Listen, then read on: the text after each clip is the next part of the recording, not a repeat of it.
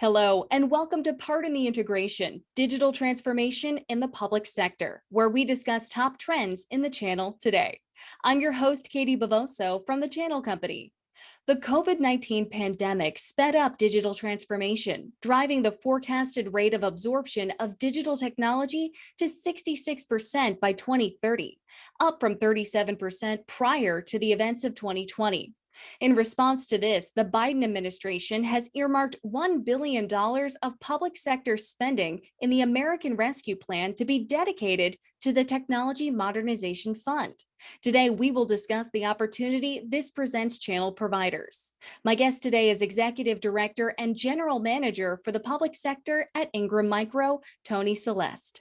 The way the podcast works, for those of you who are joining us for the first time, is we have 3 topics with 3 minutes to talk about each. Let's get started with topic 1, public sector spending impact on the channel. Tony, first of all, thanks so much for being here today. I'm excited to get started with our conversation, but let's first get to know this space. Digital transformation in the public sector is more than back office optimization. What challenges are customers in the public sector facing today, and what problems are channel partners solving for them? Well, Katie, first, thanks. It's a pleasure to be here with you. They're getting back to focusing on the agency and the organization's priority, which is their mission, not their technology. Successful partners are helping us solve for the mission priorities and challenges. They're helping agencies define their requirements to digitize government. This means they're re-engineering business processes to better utilize the capabilities that technology can enable. They're focused on improving digital citizen services. They're providing solutions that can protect our first responders and our warfighters. They're delivering, better health outcomes for citizens and veterans, and they're enabling educators to teach virtually and students to learn remotely. So while digital transformation and technology are critical to solving public sector challenges, to be successful, the partners are having to link these technology-based solutions to mission outcomes. Let's go right into question 2, Tony. Where is the opportunity for channel partners in relation to the Technology Modernization Fund? It's there to provide an incentive for agencies to modernize, but more importantly, it's there to help them bridge that gap caused by the annual budget cycle agencies face, and also limited budgets. Something to make note of is somewhere between 70 and 80% of every IT dollar that the government spend goes to sustaining, current operations. That means all of these dollars of the 90 plus billion that, say, the federal government spends every year, and this is also very similar in state and local governments, is going towards supporting and operating legacy IT infrastructure. And that significantly reduces the spending that's available. How is Ingram Micro able to help partners capitalize on this opportunity? Well, there are 2 things I like to say differentiate Ingram in the public sector. The first is, of course, our mission focus. And the second, and probably the most important, is our people. And our people are prepared with their subject matter expertise to help partners navigate the requirements that are unique to government agencies and the public sector market, to be able to take advantage of the modernization, the Technology Modernization Fund. We can help the partner build a project proposal for the agency, taking into consideration the project prioritization and repayment flexibility criteria that's now available under the TMF, cybersecurity as an example. Let's move on to topic 2, financing in the public sector. Question 1, Tony. In the commercial markets, financing plays a big role in meeting the IT needs of customers, of course. With budgets allocated, where does financing come into play in the public sector? Financing in the public sector is an area that has a lot of misperceptions and requires some level of expertise to properly navigate. Most agencies believe that they couldn't finance transactions. The word leasing was taboo, as an example.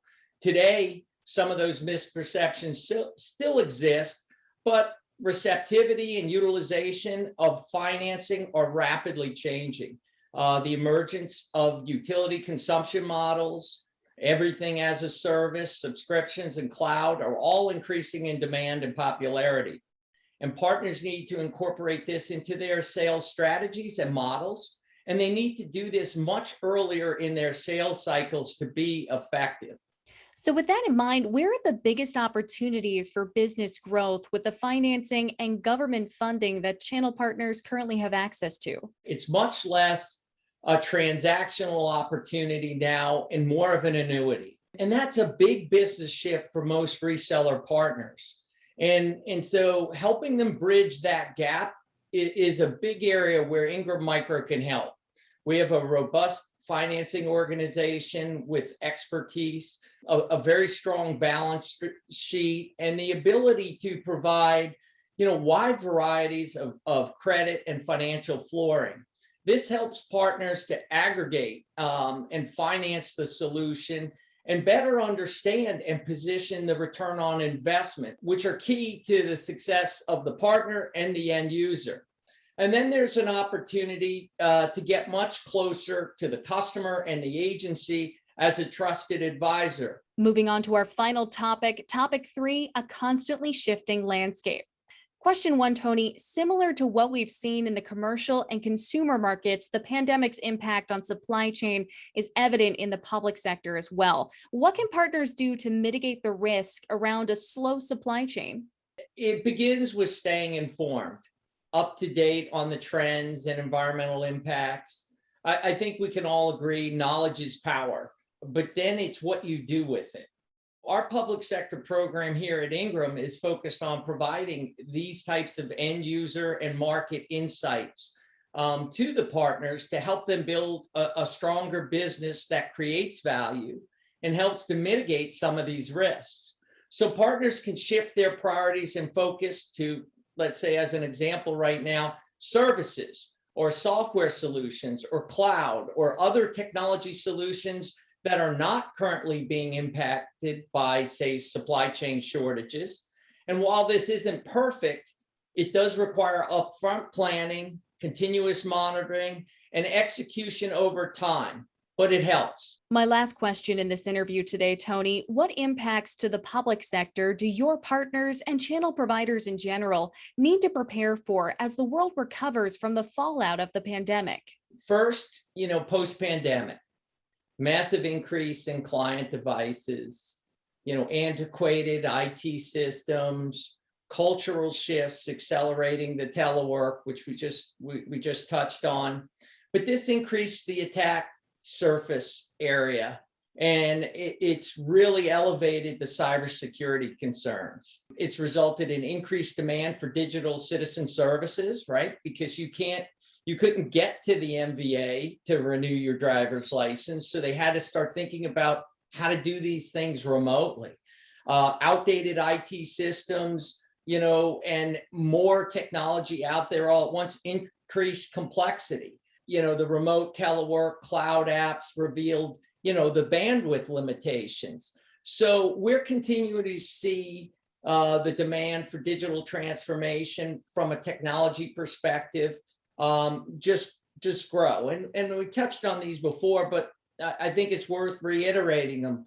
Mobility, virtualization, data center, cybersecurity, big data, AI, cloud, collaboration, all of these things, and the desire to consume them as a service, leveraging utility and consumption models. These are the big priorities. And the second area I'll touch on very quickly is this area of cybersecurity, and the threat and the impacts today are very real. And the government has been dealing with it for many, many years. And so you're going to hear terms like CMMC, the Cybersecurity Maturity Model Certification, NIST 800-171, Section 889, SCRIM, or your supply chain risk management plan.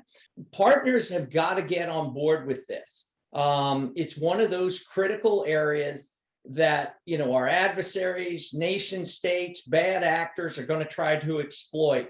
And as a result, the government is putting a lot of emphasis on securing the supply chain and the resilience that it needs to have. So our partners need to get their processes in order.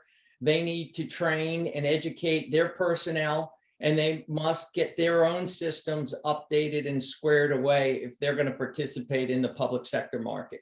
Tony, thank you so much for your time and your expertise today. And thank you at home for joining us. Before we go, I'd like to list my top 3 takeaways from today's discussion. 1. The Technology Modernization Fund provides added spending that can help agencies modernize and bridge the gap caused by the annual budget cycle. 2. Ingram Micro has the expertise to help partners navigate the complexities and requirements of the Technology Modernization Fund in order to take full advantage of it. And 3. The onset of remote work environments and related technology has widened the attack surface. Partners must invest in cybersecurity to safely participate in the public sector market. Again, thank you for watching or listening to this episode of Part in the Integration Digital Transformation in the Public Sector. I'm Katie Bavoso, and I'll see you next time.